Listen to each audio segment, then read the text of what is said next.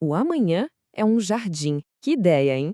E se, em vez de a gente olhar para o mundo como uma máquina quebrada que precisa de conserto, a gente passasse a enxergá-lo como um jardim para cultivar?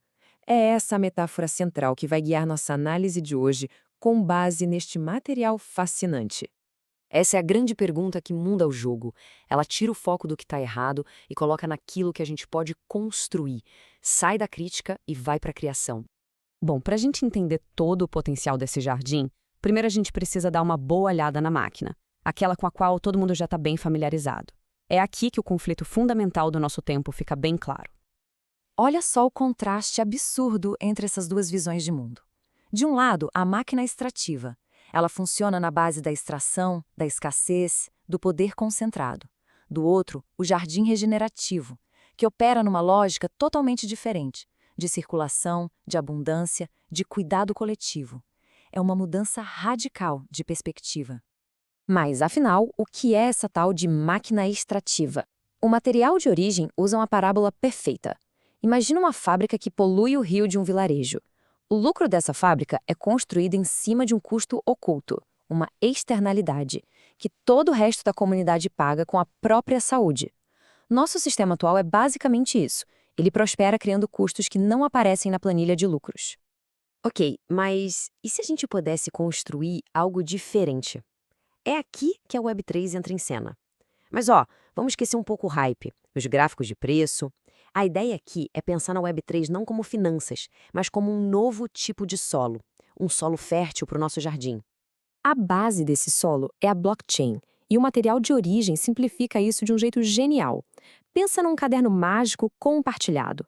Ele não tem dono, não pertence a uma única empresa, todo mundo pode ver o que está escrito e, uma vez que algo está lá, ninguém consegue apagar. Isso cria um tipo de confiança totalmente novo que não depende de um intermediário poderoso, mas sim de transparência e matemática. E em cima desse caderno, a gente pode construir com os contratos inteligentes. Pensa neles como se fossem, sei lá, máquinas de venda automática digitais. A gente insere uma moeda, ou um token, e a máquina executa o acordo na hora, entregando o combinado, sem precisar de um banco ou de uma empresa gigante no meio do caminho. Beleza, então a gente tem essa infraestrutura nova, super poderosa. Só que uma infraestrutura sem um propósito é só um esqueleto, né? E é aqui que a história fica realmente interessante. Esse movimento tem dois corações batendo juntos, em sincronia. O D de descentralização, esse é o como, é o esqueleto, a infraestrutura resistente da qual a gente estava falando. E o Ré de regeneração, esse é o porquê, é o propósito, o batimento cardíaco. É a filosofia de construir um mundo mais saudável usando essa infraestrutura. Um não vive sem o outro. Certo, tudo isso soa ótimo na teoria, mas e na prática? Como é que isso funciona de verdade? Vamos ver alguns exemplos do mundo real, os primeiros brotos que já estão crescendo nesse novo jardim. Pensa num problema clássico: como dar valor econômico a uma floresta em pé? No sistema atual, muitas vezes é mais lucrativo derrubar tudo. As finanças regenerativas, ou REF, mostram um caminho novo. Funciona mais ou menos assim. Primeiro passo: um agricultor na Amazônia, vamos chamar de Francisco, consegue certificar a área de floresta protegida dele pelo carbono que ela captura. Passo 2, esse crédito de carbono vira um token digital único e transparente na blockchain. E passo 3, esse token é vendido no mercado global e o valor flui direto, quase que integralmente, de volta para o Francisco. É isso. Isso é REFI na prática. A ideia é simples, mas é revolucionária: tornar mais lucrativo preservar o nosso planeta do que destruir. É sobre realinhar os incentivos da economia com a saúde dos ecossistemas. Mas a regeneração não é só sobre a natureza, né? É sobre pessoas, sobre comunidades. Como é que as comunidades podem se fortalecer quando a grana, o dinheiro formal, simplesmente não chega? Dá uma olhada no que acontece com a rede Sarafu, lá no Quênia. É uma moeda da própria comunidade para trocar bens e serviços locais. Um agricultor pode pagar um carpinteiro com crédito Sarafu que, por sua vez, usa esses créditos para comprar comida de outro produtor. O valor está na riqueza real da comunidade. E a melhor parte? Funciona em celular básico, via SMS, super acessível. Isso fortalece a economia de dentro para fora. Agora, outro desafio gigante: como a gente financia os bens públicos? Sabe aquelas coisas que beneficiam todo mundo, como um parque ou um software de código aberto, mas que ninguém individualmente tem um grande incentivo para pagar? É o famoso problema do carona.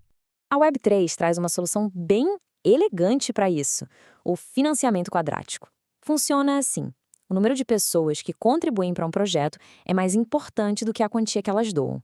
Um projeto com muitas doações pequenas acaba recebendo mais fundos do que um projeto com uma única doação gigante. Isso dá o poder para a comunidade, e não só para os mais ricos, decidir para onde o dinheiro vai. O que esses exemplos mostram é que um outro mundo não é só uma ideia, ele já está sendo construído, aos pouquinhos. E isso nos leva a uma conclusão bem natural, um convite para participar de tudo isso. E para a gente ter uma noção da escala que estamos buscando, olha só este dado. As redes de fungos da natureza capturam 13 bilhões de toneladas de CO2 por ano. A natureza é a nossa grande inspiração. O objetivo é construir sistemas econômicos que funcionem como essas redes, de forma colaborativa e simbiótica. Claro que esse caminho não é um mar de rosas. É super importante ser realista sobre os espinhos no jardim. A tecnologia ainda é complexa, a regulamentação é uma incógnita e a percepção do público, principalmente sobre o uso de energia, ainda é um obstáculo, mesmo que as novas blockchains sejam mais de 99% mais eficientes.